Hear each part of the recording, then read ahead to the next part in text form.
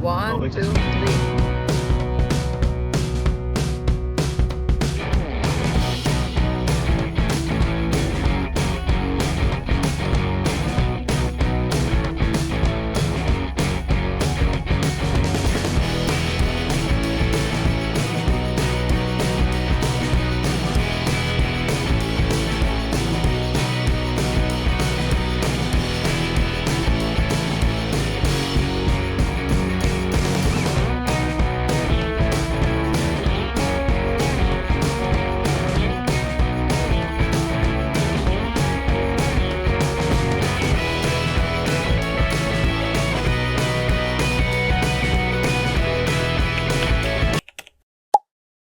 Hello guys, nandito na tayo sa Corfacan Waterfalls. Ayan. Na-cancel yung ibang dakat natin kasi yung Wadi Shish sarado under maintenance and ginagawa pa yung daan.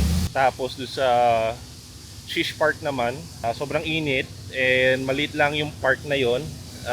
Di namin expect na mainit at hindi siya covered na pwede siyang pasyalan. So hindi na kami tumuloy kahit na yung entrance fee is mura. So ngayon, dito kami sa Corfacan Waterfalls. Ayan, nakikita niyo sa likod ko. Time check muna tayo. So already 11:30 na ng tanghali dito sa Corfacan. So ngayon dito tayo sa Corfacan Beach. Tapat lang yan ng waterfalls. Hi miss. So hot.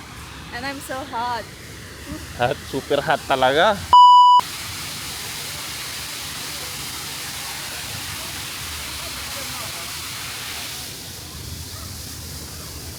Tara. Oo. Hindi man. Magdala akong tubig. Pero mainit talaga guys. Init.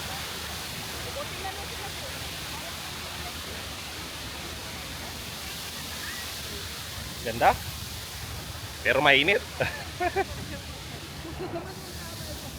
So check natin dito sa Habib Beirut Lebanese cuisine. Ayan, pasok tayo dyan.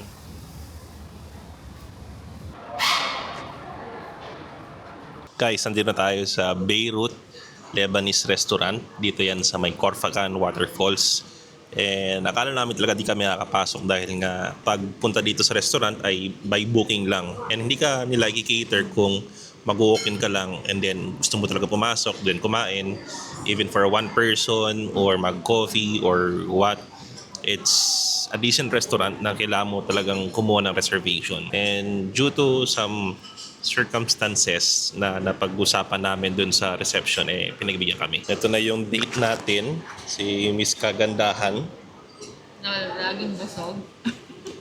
And guys, so now we have our starters. Ito yung mixed vegetable tabule. Tapos another mixed veg. Then eggplant wrapped with cranberries. Fine. Tapos ano tawag dito kasi? Hummus. Hum- Hummus. That's hummus, no? And this one is... Hummus number. Anyway, comment nyo na lang dyan sa section kung ano tawag dito. Nakalimutan ko. Tapos yung tinapay nila, freshly baked. Masarap. Sarap. Nanginginig ako. So guys, ano naman natin itong eggplant. Ito, pine leaves, no? Na binalot. So, lagyan ng lemon. Sides.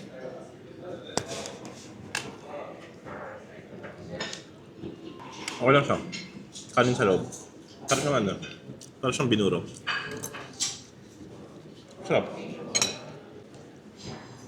Tama. Kaya ba natin ubusin to? Magalala. Starter pa lang tayo. Magalala na nito. Nalulula ako. Ang dami. Akala ko itong tingi lang na ano, na maliliit. Ayan o. Mixed vegetables, tapos dumating pa ito. Potato fries na may parang spices yata. Cilantro. Dito salad. Tapos meron pang sides pa dito. Yan. Oops. Ata to. Si stick with empanada at saka Dragon Balls. Ang dami ng pagkain, ma. Magalala. I got you. Guys, tikman naman natin yung cheese stick nila. Pilipino talaga itong pinuntahan natin restaurant. No? Cheese stick nga. pa ng cheese. Tapos guys, subukan naman natin yung ano. Chinayan Ilocos Empanada. Ilocos Empanada pero Corpacan version. Ano siya mo pagkagat mo, parang siopaw. Ito yata yung Ano? yung yung in-order ni Marvel yung sa ano. Hindi ko alam. Pero, so, kung nakikita niya, ito yung loob niya. Ulit. Guys, tikman natin yung isang dish na eggplant daw. Kubos pa to? Kubos. Tinapay na lang. Tapos mashed eggplant daw to. Tapos may cranberry sa ibabaw. Tignan natin. Cranberry. Masarap. Inihaw na talong. Inihaw na talong siya. Ang sarap. Inihaw na talong na ninash tap. Ano ba dito? Tapusin mo muna yung sinasabi mo, wala kang iintindihan. Tapos guys, dumating na yung main course natin. Yung mixed grill na skewers or kebab. Ito yung main course natin. I have a question. You know Miss Sharon Cuneta in our country? You know this, no? Yeah, taking. No problem? Later. Because space, no more. If I eat more, going out, finish. But after, space have this side. Too much. No, not finish. Resting. Space putting this side. Yeah, I put this side. Thank you. Wala, akala ko kilala niyo si Sharon Cuneta ng Pilipinas eh. Kaso, di pala. Wala, di nila kaya eh. Laki na ng tiyan ko. Oh. Sabi ko doon kay kuya, lalagyan ko lang dito sa gilid. Salit sa kabila. Pero yun, sabi ko kanina, pwede ba mag-take away kasi di na namin kaya almost. Nandun na kami sa level na busog. Kaya ang dami pa magkain. Yung makita niyo, ang dami pa oh. May mga tira, yung iba na konti ubus nila siguro namin. Pero ang dami pa. Ito masarap yung dalawa. Ito, super sarap ito. Tsaka yun, no? Tulala ka na. Busog ka na. Gusto kong mag-dive, tapos matulog. Gusto pa ng bibig ko, kaso Busog ka na? may nangangalbit. Ito na mag-siat. Ayoko. Namamahay yung pet ko. So dumating na yung next dish natin. Pudding siya na may pistachio sa ibabaw. So first time namin matikman yung ganitong klase ng Ay, sweets. kala ko meron siyang sa loob. Tapos siyang mahablang ka. Yung texture niya mahablang ka yan. Magatas. May cardamom lang sa... Rose milk. Rose water ba yun? Masarap siya. Parang siyang malambot na mahablang ka. Medyo sagi na mahablang ka. Lasang rosas. Sarap siya. Maganda yung combination niya. Parang perfume. Makain ka ng flower in a good way. So gusto ko lang mag-share ng mga thoughts and experience namin dito sa restaurant na kinainan namin. Pero baka may magtatanong, hindi tayo sponsored or affiliated sa restaurant na to. Personal vlog lang to, personal review namin na first time na kumain dito sa restaurant na to. Yung ambience niya, parang under the cave, no? Parang high class. Pero affordable siya kung nasa reasonable price naman yung prices ng bawat pagkain nila dito. Actually, nakakuha kami ng menu set for today's holiday, yung Eid celebration nila. So, with that certain amount, yung volume or yung quantity ng food na siniserve nila sa lamesa or sa mga customers nila, talagang sobra para sa dalawang tao. Yung isa pa rin yun, pwede mo siyang i-take away. Yung menu set na yun, meron na siyang starter, meron na siyang main course, at saka appetizer, dessert, tapos may drinks pa siya. Tapos take away pa nga, di ba? Dagdag mo pa dun yung view dito ng restaurant, sa harapan pa mismo ng Corpacan Beach. Service ng mga tao dito, mabilis din sila gumalaw. Hindi sila yung... Approachable. Hindi sila isnabero eh. Pag tumawag ka, kagad sila lapit. Hello guys, andito na tayo sa bahay and kadarating lang natin after couple of hours of travel time. Time check muna tayo syempre. 5:05 na ng hapon dito sa Ras Al Khaimah. Yes, kakapagod din na biyahe dahil umabot tayo ng 322 kilometers to be exact. Mula dito sa bahay, papunta ng Al Suhub, lahat, yung buong destination natin. So, gusto ko lang i-share sa inyo before this video ends. Kung ano ba yung mga insights or yung mga learnings na natutunan namin at yung mga destination na napuntahan namin ay ready na kayo pag winter season at alam nyo na yung mga dadalhin nyong gamit, ano ba yung mga expect ninyo, saan ba kayo pupunta. Gusto ko lang i-share sa inyo na malayo ang biyahe. Hindi, charot lang. Siyempre, yung first destination natin yung Luluya Beach Resort or yung Luluya Beach sa may Corfacan na malapit, kung saan kami natulog doon at nag-prepare dahil nga gusto namin habulin yung sunrise doon sa highest peak view or kung saan dapat nag-view para makuha yung best sunrise view. Along with that, na doon first yung security, okay naman dahil may umiikot na mga patrol para mag-check ng mga nagka-camping, yung mga bumibisita at natutulog doon sa mga unpark or park areas. And meron din sila mga washroom or toilets na pwede nyo gamitin kung kayo ay tinatawag ng kalikasan. That beach is open for everyone for public use. So kung nagbabalik ng beach doon, talagang magandang view.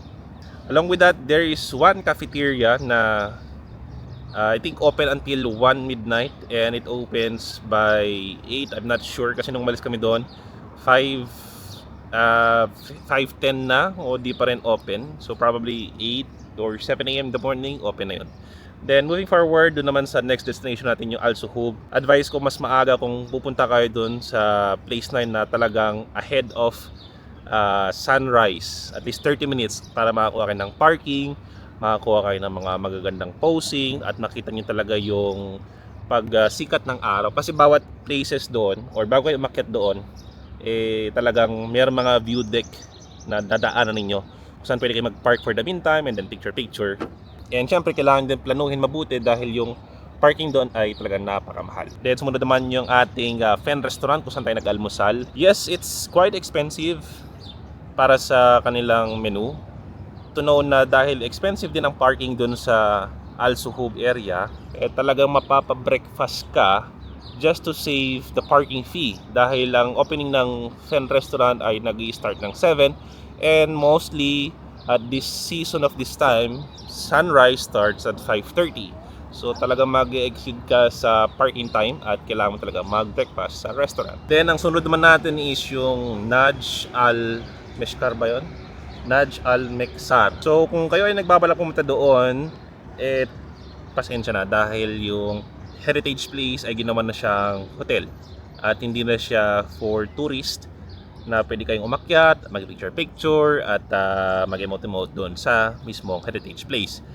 However, pwede naman kayo pumunta doon at mag-picture if you're a resident or a customer of that venue or that place. Along with that, there is also available parking, restaurant, and washroom areas.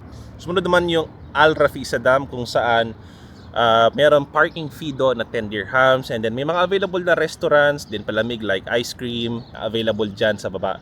And kung pupunta kayo dito sa Al Rafisa Dam, make sure na talagang winter season at mag-spend talaga kayo ng time para sa water activities para makapag-boat kayo, makapag-kayak, makapag-picture at marami pang iba. Yun nga lang, you need to spend a little just to enjoy. Syempre dahil nagbiyahe ka ng malayo, sulitin mo na, di ba? Then sumunod naman yung Shish Park kung saan nakita nyo malapit siya dun sa place ng Wadi Shish. However, di na kami pumunta dahil this current season ay talagang napakainit kahit umaga pa lang. Currently closed due to some ongoing construction and maintenance. Siyempre dahil di naman winter season ngayon at medyo mainit na dahil dumiretso na kami sa Corfacan Water Park or Waterfall. At pagdating namin doon, grabe, dami talagang tao, iba't ibang nationality na nagpicture. Hindi lang sa waterfalls dahil napakaganda ng view, pero syempre dahil sobrang init, hindi mo talaga kakayanin tumagal. So yung iba, nagpicture sa waterfall, yung iba naman pumunta ng beach para mag-picture despite talaga na sobrang init. Sakit talaga sa balat. And if you have a little budget to spend, syempre nandun na kayo sa Corfacan dahil ang layo-layo talaga ng biyahe. Especially kung may dala na rin kayong sasakyan, sulitin na rin. This is not sponsored and not affiliated to that restaurant, but syempre itry nyo rin dahil it's a good experience dahil maganda rin ng venue, maganda rin ng service. Habib Beirut restaurant, yan. So the service was good, food was good. Kung titignan nyo yung pagkain, talagang very like hindi nyo mauubos kahit mag-isa ka. Yung full set of that menu, affordable siya on that price, knowing na dun ganon karami yung pagkain kahit hindi siya meat na more on veg, but yung serving ang dami. So So thank you guys for watching and see you on the next vlog. Goodbye!